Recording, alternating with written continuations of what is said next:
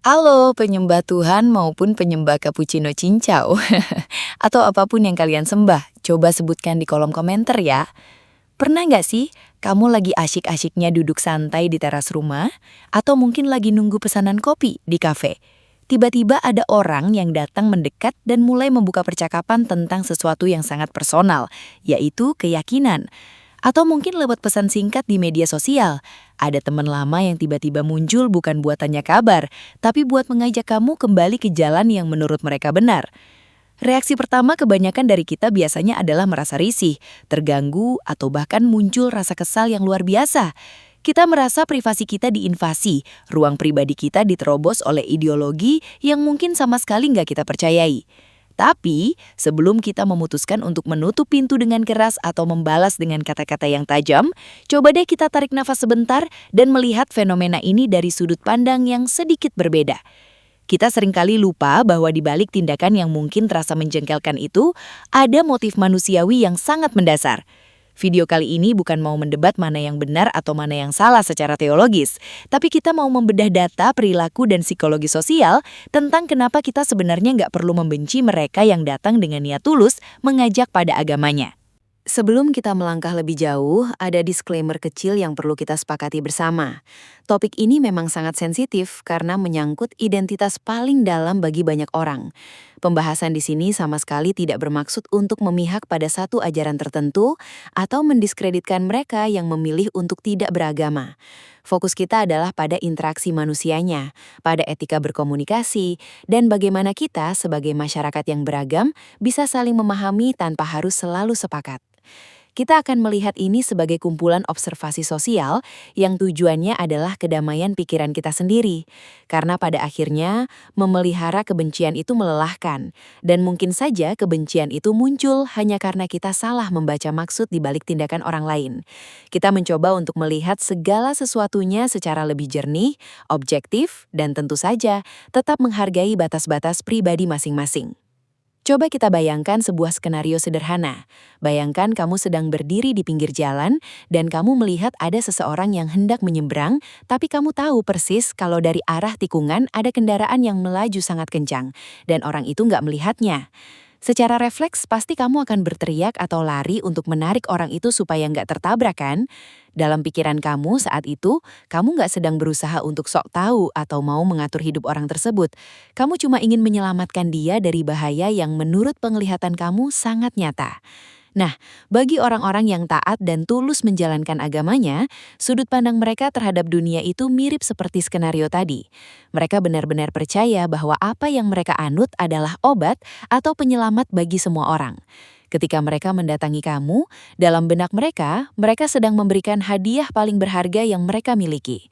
Mereka nggak datang dengan niat jahat untuk merusak hari kamu, tapi justru karena mereka peduli, setidaknya menurut sistem nilai yang mereka yakini. Kalau kita melihat dari data psikologi perilaku, manusia itu memiliki kecenderungan alami untuk berbagi hal-hal yang mereka anggap baik. Kalau kamu habis makan di restoran yang enak banget dan harganya murah, kamu pasti bakal semangat banget cerita ke teman-teman kamu supaya mereka juga mencoba. Atau kalau kamu nemu tips buat hemat baterai HP, kamu bakal share ke orang lain. Bagi mereka yang mengajak pada agamanya, pengalaman spiritual mereka itu seperti restoran enak tadi, tapi levelnya jauh lebih tinggi dan esensial. Mereka merasa telah menemukan kebahagiaan, ketenangan, atau jawaban atas kerumitan hidup. Dan secara naluriah, mereka merasa egois kalau kebahagiaan itu disimpan sendiri. Jadi, dorongan untuk mengajak itu sebenarnya adalah bentuk dari altruisme atau keinginan untuk berbuat baik kepada sesama. Walaupun bagi kita yang tidak mempercayai konsep ketuhanan atau agama, ajakan itu terasa tidak relevan. Namun, kita harus bisa memisahkan antara isinya dengan niatnya. Isinya mungkin nggak masuk di logika kita, tapi niat baiknya adalah sesuatu yang universal dan layak untuk kita hargai sebagai sesama manusia. Seringkali konflik terjadi bukan karena ajakannya, tapi karena cara kita meresponsnya. Kita sering terjebak pada perasaan terancam. Kita merasa seolah-olah orang tersebut sedang meremehkan kecerdasan kita atau menganggap kita tersesat. Padahal kalau kita lihat lebih dalam, banyak dari mereka yang datang dengan ketulusan yang murni. Mereka mungkin menghabiskan waktu, tenaga, bahkan uang mereka sendiri hanya untuk menyampaikan pesan yang mereka anggap benar kepada orang asing. Secara logika, buat apa mereka repot-repot melakukan itu kalau bukan karena didorong oleh kasih sayang yang tulus terhadap sesama makhluk hidup? Tentu ada oknum yang melakukannya dengan cara yang agresif atau menghakimi, tapi kita bicara tentang mereka yang datang dengan sopan dan penuh senyum. Orang-orang seperti inilah yang seringkali jadi korban salah sasaran kemarahan kita. Kita melampiaskan rasa frustasi kita terhadap institusi agama atau sejarah kelam masa lalu kepada individu yang sebenarnya cuma punya niat tulus buat berbagi apa yang dia anggap sebagai kebenaran. Kita perlu menyadari bahwa dunia ini penuh dengan orang-orang yang punya cara pandang berbeda dalam memaknai kehidupan. Bagi kita, mungkin kebenaran itu ditemukan lewat sains, logika, atau pengalaman empiris. Tapi bagi orang lain, kebenaran itu adalah sesuatu yang diwahyukan. Perbedaan ini adalah fakta sosial yang nggak bisa kita hindari. Ketika seseorang datang membawa agamanya kepada kita, itu adalah momen di mana dua dunia yang berbeda sedang bersentuhan. Respon terbaik bukan dengan menciptakan gesekan atau percikan api, tapi dengan menjadi cermin yang tenang. Kita nggak perlu setuju dengan apa yang mereka katakan untuk bisa bersikap baik kepada mereka. Kedewasaan seseorang justru diuji saat dia mampu menghadapi sesuatu yang tidak dia setujui dengan tetap menjaga martabat dirinya sendiri dan orang lain. Kalau kita langsung membenci atau memusuhi, sebenarnya kita nggak jauh beda dengan orang-orang fanatik yang kita kritik. Kita sama-sama menutup diri dari pemahaman akan sisi kemanusiaan orang lain. Kadang kita terjebak dalam pikiran bahwa saat seseorang menawarkan agamanya, mereka sedang berusaha menang atau merasa lebih pintar dari kita. Namun, kalau kita coba bedah secara sosiologis, sebenarnya yang terjadi seringkali adalah bentuk ekspresi empati yang sangat dalam, meskipun caranya mungkin tidak sesuai dengan selera kita. Bayangkan, kamu sedang melihat temanmu berjalan dengan tali sepatu yang lepas. Kamu pasti akan memberitahunya, karena kamu nggak mau dia jatuh tersandung. Bagi mereka, keyakinan itu adalah tali sepatu yang mereka anggap krusial agar orang lain nggak jatuh. Jadi, alih-alih melihatnya sebagai serangan terhadap kecerdasan atau kemandirian berpikir kita bisa melihatnya sebagai bentuk perhatian antar manusia. Menolak dengan kasar atau penuh kebencian justru seringkali akan memperkuat persepsi mereka bahwa orang-orang di luar lingkaran mereka adalah orang-orang yang marah atau tidak damai. Sebaliknya, kalau kita merespons dengan ketenangan dan senyuman, kita sebenarnya sedang menunjukkan bahwa kebahagiaan dan integritas moral itu bisa ada di mana saja, bahkan di luar apa yang mereka yakini. Secara psikologis, ada konsep yang disebut sebagai theory of mind, yaitu kemampuan kita untuk memahami bahwa orang lain memiliki keyakinan, keinginan, dan niat yang berbeda dari kita sendiri. Saat kita bertemu dengan orang yang mengajak beragama, ini adalah ujian bagi theory of mind kita. Kita tahu kita tidak percaya pada apa yang mereka bawa, tapi kita juga harus mampu memahami kenapa mereka melakukan itu. Kebencian biasanya muncul saat kita gagal melihat motivasi di balik tindakan orang lain. Kita hanya fokus pada rasa tidak nyaman kita, tanpa melihat bahwa bagi orang di depan kita, apa yang dia lakukan adalah misi suci yang membutuhkan keberanian besar. Coba bayangkan, betapa beratnya bagi seseorang yang mungkin secara sifat adalah pemalu, tapi dia memaksakan diri untuk bicara kepada orang asing karena dia benar-benar peduli pada keselamatan jiwa orang tersebut. Menghargai keberanian dan niat tulus itu adalah langkah awal untuk menghilangkan rasa benci yang tidak perlu. Selain itu, bersikap sopan saat menolak ajakan tersebut sebenarnya jauh lebih menguntungkan bagi kesehatan mental kita sendiri. Saat kita merespon dengan marah atau menghina, otak kita melepaskan hormon stres seperti kortisol yang bisa merusak suasana hati kita sepanjang hari. Kita jadi terus-menerus memikirkan keberanian orang tersebut dan betapa menyebalkannya interaksi itu. Tapi kalau kita merespon dengan kalimat sederhana seperti, "Terima kasih banyak ya sudah peduli, saya sangat menghargai niat baiknya. Tapi saat ini saya sudah punya prinsip hidup sendiri yang saya jalani." Maka interaksi itu selesai dengan energi yang positif. Kita tetap menjaga batas pribadi kita tanpa harus merendahkan martabat orang lain. Sikap tenang ini justru menunjukkan kekuatan karakter kita. Orang yang benar-benar yakin dengan jalan hidupnya tidak akan merasa terancam hanya karena orang lain menawarkan jalan hidup yang berbeda. Penting juga untuk membedakan antara sistem kepercayaan dengan orangnya. Kita boleh saja merasa bahwa sebuah doktrin agama tidak masuk akal, penuh lubang logika, atau tidak relevan dengan dunia modern. Itu adalah hak intelektual kita. Namun orang yang membawa pesan tersebut adalah manusia yang punya perasaan, keluarga, dan harapan yang sama dengan kita. Menghina kepercayaan mereka di depan wajahnya bukan hanya tidak efektif untuk mengubah pemikiran siapapun, tapi juga menutup pintu dialog kemanusiaan. Kalau kita ingin dihargai dalam posisi kita yang tidak mempercayai agama, maka cara terbaik adalah dengan memberikan contoh nyata bagaimana menjadi manusia yang beretika tanpa perlu landasan teologis. Kesopanan adalah bahasa universal yang bisa dimengerti oleh siapa saja, terlepas dari apa yang mereka sembah atau tidak mereka sembah. Seringkali orang-orang ini juga bertanya, kenapa saat kita menolak ajakan mereka? Disinilah sering terjadi titik krusial. Banyak dari kita merasa terpojok dan akhirnya menyerang balik dengan argumen yang pedas. Padahal, momen ini bisa kita gunakan untuk menjelaskan sudut pandang kita secara jernih dan tenang. Kita bisa bilang bahwa kita melihat dunia melalui kacamata bukti empiris, metode ilmiah, atau nilai-nilai kemanusiaan sekuler yang menurut kita sudah cukup untuk memberikan makna hidup. Kita bisa bilang bahwa kita merasa sudah cukup damai dengan cara kita memahami semesta ini tanpa perlu intervensi supranatural. Penjelasan yang jujur namun tetap rendah hati biasanya akan lebih dihormati daripada serangan verbal. Mereka mungkin tetap tidak setuju, tapi setidaknya mereka pulang dengan pemahaman baru bahwa ada orang-orang di luar sana yang meski tidak beragama, tetap bisa bicara dengan santun dan punya pemikiran yang terstruktur. Kita harus ingat bahwa masyarakat yang sehat adalah masyarakat yang bisa menampung perbedaan tanpa harus saling membenci. Jika kita ingin hidup dalam dunia yang toleran terhadap pandangan kita yang tidak religius, kita harus menjadi orang pertama yang mempraktikkan toleransi itu kepada mereka yang sangat religius. Kebencian hanya akan melahirkan sekat-sekat yang lebih tebal di antara kita. Dengan tetap bersikap baik kepada mereka yang datang dengan ketulusan, kita sebenarnya sedang membangun jembatan. Kita sedang menyatakan bahwa, hey, kita memang punya peta yang berbeda untuk mengarungi hidup ini, tapi kita masih bisa duduk di perahu yang sama sebagai sesama manusia.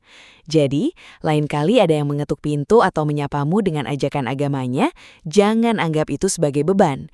Anggap itu sebagai momen kecil untuk melatih kesabaran, empati, dan pembuktian bahwa kebaikan itu nggak butuh label apapun. Ada satu hal menarik kalau kita melihat data interaksi sosial, yaitu bagaimana sebuah prasangka bisa dipatahkan hanya dengan satu interaksi yang positif. Bagi banyak orang yang taat beragama, mereka mungkin sering mendengar stigma bahwa orang-orang yang tidak percaya Tuhan itu adalah orang yang dingin, tidak punya moral, atau selalu marah-marah pada agama. Nah, ketika mereka datang kepada kita dengan niat yang tulus, meskipun ajakannya mungkin tidak kita terima, cara kita merespon sebenarnya punya dampak yang jauh lebih besar daripada sekadar mengakhiri percakapan.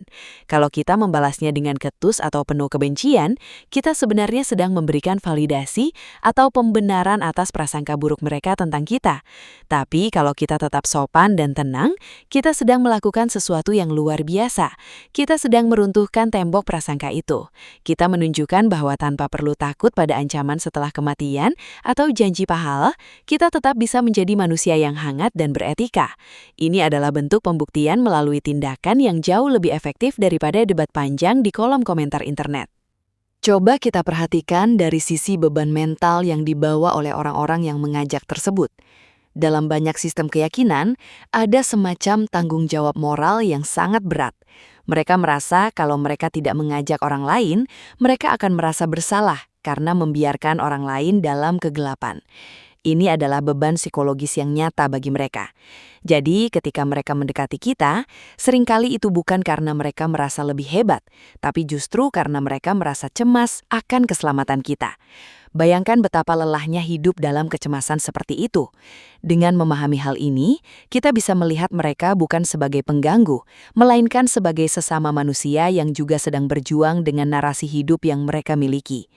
Melihat orang lain sebagai subjek yang punya kekhawatiran dan harapan, bukan sekedar objek yang mengganggu ruang pribadi kita, adalah kunci untuk menghilangkan rasa benci. Selain itu, kalau kita perhatikan polanya, banyak dari interaksi ini sebenarnya berakar dari keinginan manusia untuk terkoneksi.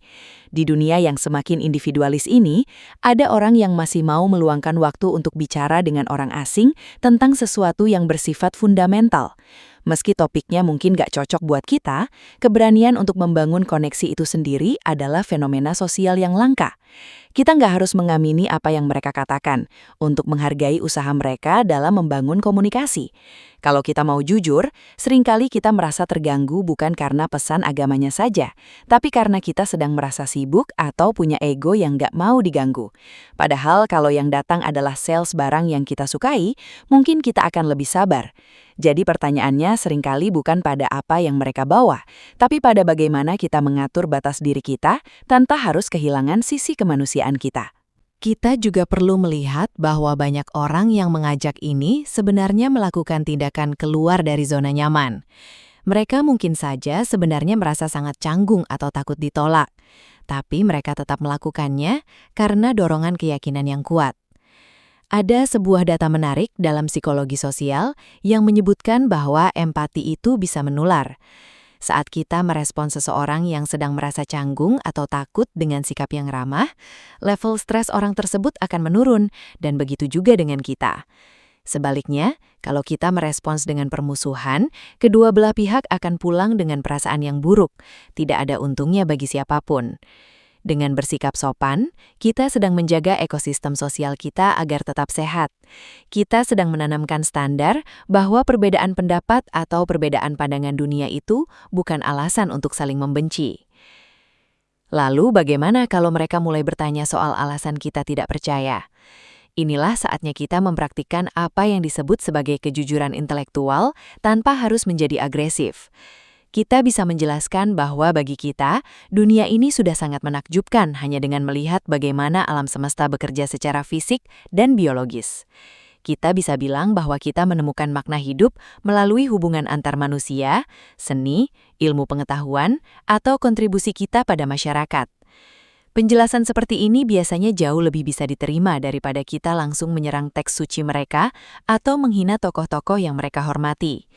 Mengapa? Karena kita sedang bicara tentang diri kita, bukan sedang menyerang diri mereka. Ada perbedaan besar antara mengatakan saya belum menemukan bukti yang meyakinkan bagi saya, dengan mengatakan keyakinanmu itu konyol. Kalimat pertama membuka pemahaman, kalimat kedua menutup pintu komunikasi dan hanya memicu konflik. Kebanyakan dari kita yang tidak beragama seringkali mendambakan dunia yang lebih rasional dan damai. Namun, perdamaian itu tidak akan pernah tercapai kalau kita sendiri masih menyimpan bibit kebencian terhadap individu hanya karena mereka menjalankan apa yang mereka anggap benar.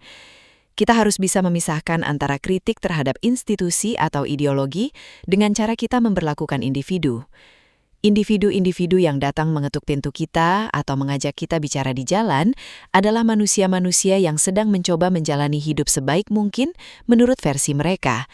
Jika niat mereka tulus, maka yang mereka berikan adalah sebuah bentuk kepedulian. Kita punya hak penuh untuk menolak isinya, tapi kita tidak punya alasan yang cukup kuat untuk membenci orangnya.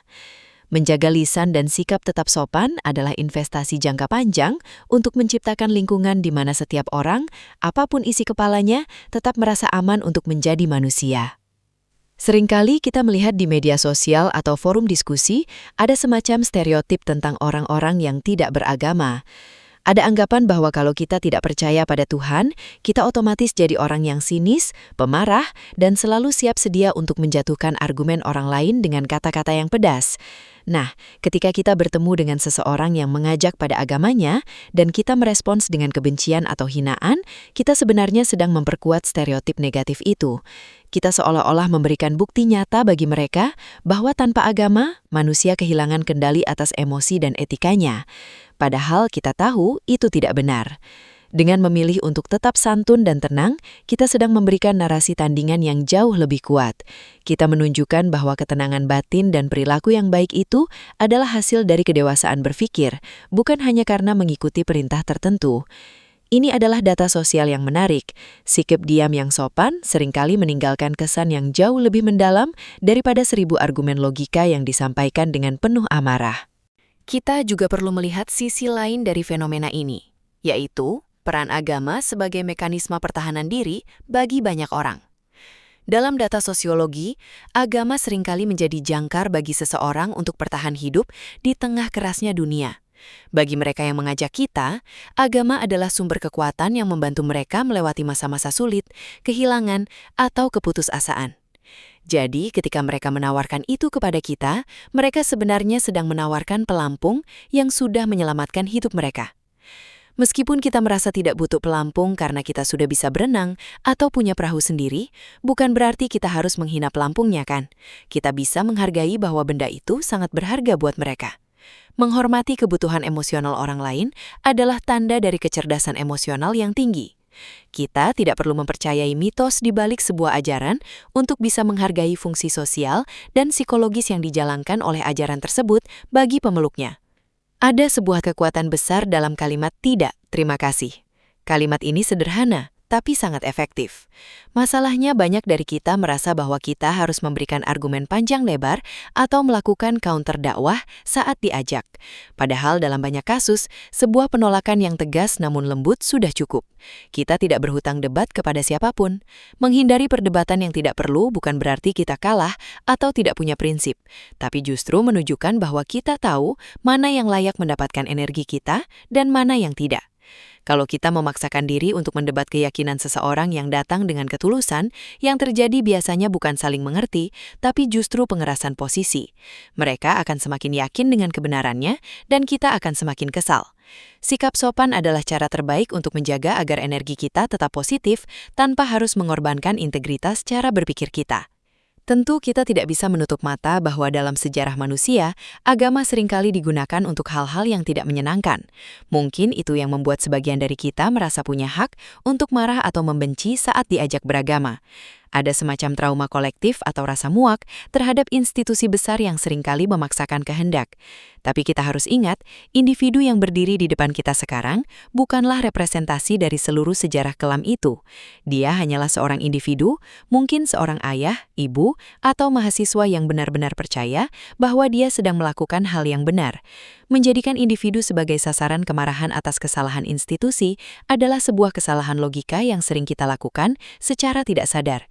Dengan bersikap baik pada individunya, kita sebenarnya sedang melakukan rekonsiliasi sosial yang kecil namun bermakna. Kita sedang memutus rantai kebencian yang sudah berlangsung selama berabad-abad. Dalam dinamika sosial, rasa hormat itu adalah mata uang yang berlaku dua arah. Kalau kita ingin sudut pandang kita sebagai orang yang tidak percaya dihargai, maka kita adalah orang yang paling bertanggung jawab untuk memulai memberikan rasa hormat itu. Kita tidak bisa menuntut toleransi jika kita sendiri tidak toleran terhadap ekspresi keyakinan orang lain yang datang secara damai. Banyak data menunjukkan bahwa kelompok minoritas atau kelompok dengan pandangan yang tidak umum, seperti kita yang tidak beragama, akan lebih mudah diterima oleh masyarakat luas jika mereka mampu menunjukkan kualitas karakter yang luar biasa. Kesopanan kita adalah duta terbaik bagi pemikiran kita. Saat kita menolak ajakan agama dengan kata-kata yang santun, orang akan berpikir, "Wah, dia ternyata orang yang sangat baik ya, meskipun dia punya pandangan yang berbeda." Kesan positif inilah yang akan membuka ruang dialog yang lebih sehat di masa depan. Mengelola ketidaknyamanan saat diceramahi memang butuh latihan mental. Ini adalah ujian bagi keteguhan prinsip kita. Kalau kita merasa sangat terganggu hanya karena seseorang membicarakan Tuhan atau surga neraka, mungkin kita perlu bertanya pada diri sendiri. Kenapa hal itu membuat kita begitu terusik? Orang yang sudah benar-benar damai dengan ketidakpercayaannya biasanya tidak akan merasa terancam oleh kata-kata orang lain. Dia akan melihat ajakan tersebut seolah-olah sedang mendengarkan seseorang bercerita tentang hobi atau film favorit yang tidak dia sukai. Dia akan mendengarkan sebentar, tersenyum, dan beranjak pergi tanpa merasa perlu merusak kesenangan orang tersebut. Kedewasaan intelektual adalah ketika kita bisa membiarkan orang lain memiliki dunia imajiner atau spiritual mereka sendiri, selama mereka tidak merugikan orang lain secara fisik atau hak asasi. Sementara kita tetap kokoh berdiri di atas realitas yang kita yakini. Ada sebuah konsep dalam psikologi yang disebut sebagai backfire effect, atau efek bumerang. Sederhananya, ketika kita menyerang keyakinan seseorang dengan cara yang kasar atau menghina, orang tersebut justru akan semakin yakin dengan apa yang dia percayai. Mereka akan merasa sedang diuji atau sedang menghadapi tantangan yang justru memperkuat iman mereka. Jadi, kalau tujuan kita bereaksi keras adalah supaya orang tersebut berhenti mengajak kita atau supaya mereka sadar akan kekeliruannya, cara itu sebenarnya sangat tidak efektif. Kebencian kita malah menjadi bahan bakar bagi semangat mereka. Sebaliknya, saat kita merespons dengan kebaikan yang tidak terduga, kita sedang menciptakan disonansi kognitif yang sehat dalam pikiran mereka. Mereka yang tadinya mengira bahwa orang-orang seperti kita adalah sosok yang perlu dikasihani atau dimusuhi, tiba-tiba harus menghadapi kenyataan bahwa kita adalah individu yang sangat tenang dan menghargai orang lain. Ini adalah cara paling elegan untuk menjaga batasan pribadi kita tanpa perlu menciptakan drama yang menguras energi. Kita juga perlu memahami bahwa banyak orang yang melakukan ajakan ini sebenarnya sedang menjalankan apa yang mereka sebut sebagai tugas kemanusiaan. Dalam banyak komunitas, mengajak orang lain adalah bentuk pengabdian yang dianggap paling mulia. Kalau kita melihat ini sebagai data sosiologis, kita akan menyadari bahwa ini adalah bagian dari struktur sosial yang sudah ada sejak ribuan tahun lalu. Keinginan untuk menyatukan orang dalam satu visi atau satu nilai adalah cara manusia purba bertahan hidup dalam kelompok. Meskipun di zaman modern ini kita merasa lebih mandiri dan tidak butuh keseragaman ideologi, naluri dasar itu tetap ada dalam diri banyak orang. Dengan melihatnya sebagai sisa-sisa insting sosial, kita jadi lebih objektif dan tidak mudah terbawa emosi. Kita jadi sadar bahwa tindakan mereka bukan serangan personal kepada kita, melainkan sekedar menjalankan fungsi sosial yang mereka yakini penting bagi keutuhan dunia menurut versi mereka. Salah satu hal yang sering membuat kita merasa kesal adalah perasaan bahwa kita sedang dipaksa untuk setuju. Padahal, dalam sebuah interaksi sosial yang santun, sebuah ajakan hanyalah sebuah tawaran, bukan paksaan. Selama mereka tidak melakukan kekerasan atau intimidasi, kita sebenarnya punya kendali penuh atas situasi tersebut. Rasa benci seringkali muncul karena kita merasa kehilangan kendali atas ruang lingkup pemikiran kita. Namun, kalau kita punya rasa percaya diri yang kuat terhadap prinsip hidup kita sendiri, ajakan dari luar tidak akan terasa mengancam. Orang yang benar-benar kokoh dengan cara pandangnya tidak akan merasa perlu marah saat ada orang lain yang menawarkan cara pandang yang berbeda.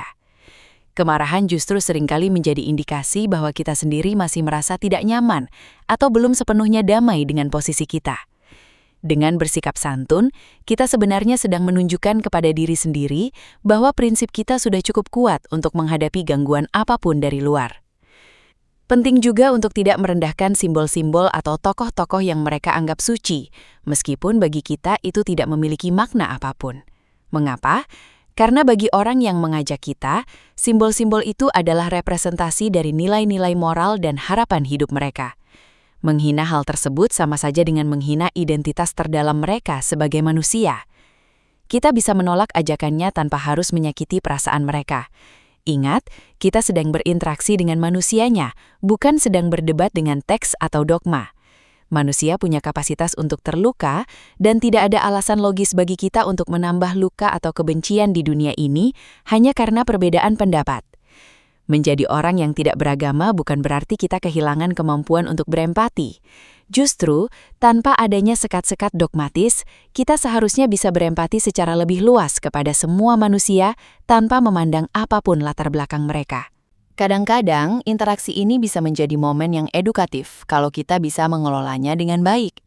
Saat mereka bertanya kenapa kita memilih jalan yang berbeda, kita tidak perlu memberikan ceramah balik yang menyerang. Kita bisa berbagi tentang apa yang membuat kita merasa hidup ini bermakna.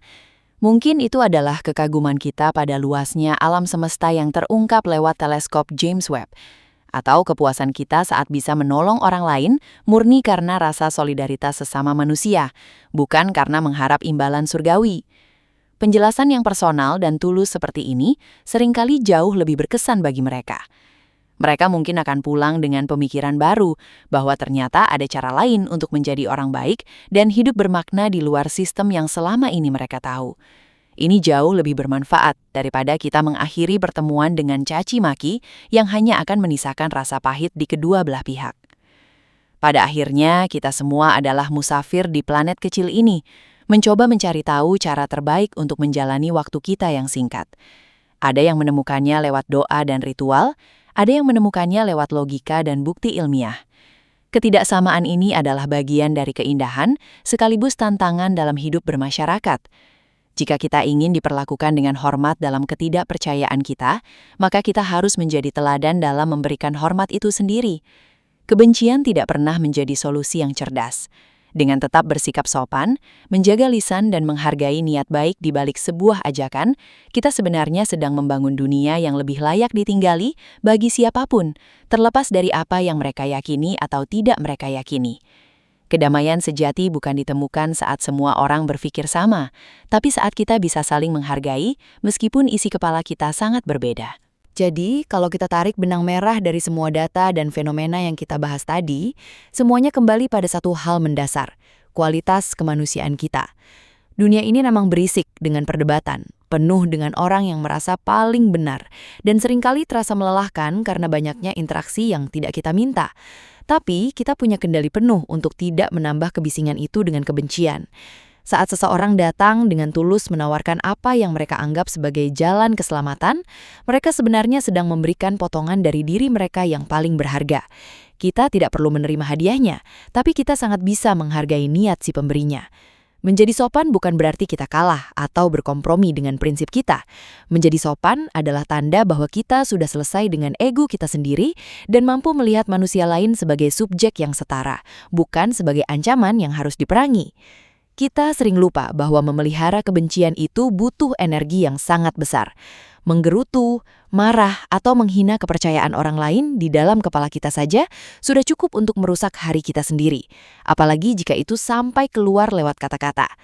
Padahal, data menunjukkan bahwa orang-orang yang mampu menjaga emosinya tetap stabil di tengah perbedaan pendapat cenderung memiliki kualitas hidup dan kesehatan mental yang lebih baik. Jadi, bersikap baik kepada mereka yang mengajak kita beragama sebenarnya adalah bentuk self-care atau perawatan diri yang paling nyata. Kita memilih untuk tetap tenang, tetap santun, dan tetap menjaga martabat. Karena itulah standar yang kita tetapkan untuk diri kita sendiri. Bukan karena kita mengikuti aturan siapapun. Kita membuktikan bahwa tanpa balutan dogma pun, kita bisa menjadi versi terbaik dari manusia yang penuh empati dan pengertian.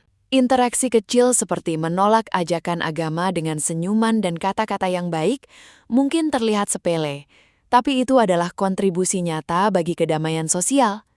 Bayangkan jika setiap orang yang tidak beragama atau yang berbeda keyakinan mampu menunjukkan sikap yang sama. Prasangka akan luntur, stigma akan hilang, dan ruang publik kita akan menjadi jauh lebih sejuk. Kita tidak lagi melihat satu sama lain sebagai musuh ideologis, tapi sebagai rekan satu spesies yang kebetulan punya cara pandang berbeda tentang asal-usul dan tujuan alam semesta. Pada akhirnya, kejujuran kita dalam menjelaskan alasan kita tidak percaya saat mereka bertanya akan jauh lebih didengar jika disampaikan dalam suasana yang penuh rasa hormat. Kita bicara dari hati ke hati, dari logika ke logika, tanpa ada niat untuk saling menjatuhkan. Terima kasih sudah mau meluangkan waktu untuk menyimak kumpulan pemikiran dan data perilaku ini. Memang tidak selalu mudah untuk tetap tenang saat ruang pribadi kita dimasuki. Tapi percayalah bahwa setiap tindakan kecil yang penuh kesopanan adalah langkah besar menuju dunia yang lebih rasional dan dewasa. Kita tidak perlu membenci untuk tetap teguh pada apa yang kita yakini. Jika konten seperti ini memberikan sudut pandang baru atau membantu kamu merasa lebih tenang dalam menghadapi dinamika sosial sehari-hari, jangan ragu untuk terus mendukung pergerakan pemikiran yang tenang dan objektif ini. Kami percaya bahwa suara-suara yang tenang seringkali memiliki resonansi yang jauh lebih dalam daripada teriakan yang penuh marah. Sampai jumpa di pembahasan-pembahasan berikutnya yang akan terus menggali sisi lain dari interaksi manusia dan realitas sosial kita. Mari kita terus belajar menjadi manusia yang lebih baik, lebih bijak, dan tentu saja lebih santun dalam menghadapi segala perbedaan yang ada di sekitar kita. Dukungan kamu sangat berarti bagi kami untuk terus menyajikan konten yang mendalam, namun tetap ringan untuk dinikmati di tengah kesibukan harimu. Jangan lupa untuk tekan tombol subscribe, nyalakan lonceng notifikasinya, dan bagikan pendapat kamu di kolom komentar agar diskusi sehat ini bisa terus berlanjut. Saya dari channel Silent Majority pamit undur diri. Tetaplah menjadi bagian dari mayoritas yang tenang, berpikir jernih, dan selalu mengedepankan kemanusiaan di atas segalanya. Sampai bertemu kembali.